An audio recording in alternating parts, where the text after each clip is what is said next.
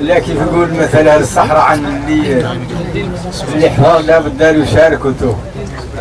ما كنت الحقيقة محضر على أن نتكلم في هذا المجال غير الكلام في هذا المجال. بالنسبة للإعلاميين ما يقد إنسان يكون يشكرهم،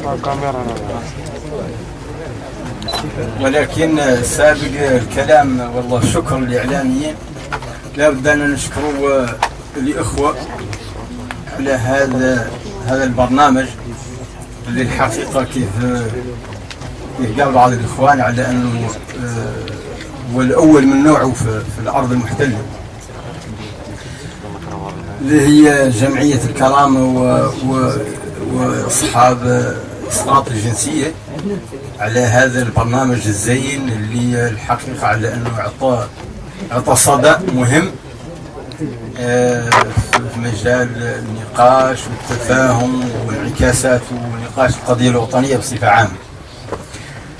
ونحيوهم ونشدوا على ايديهم لانهم يزيدوا من هذا النوع من البرامج. وفيما يخص الاعلام يقولوا على انه هو بالحسنية هو المرسول اللي ما يقدر حد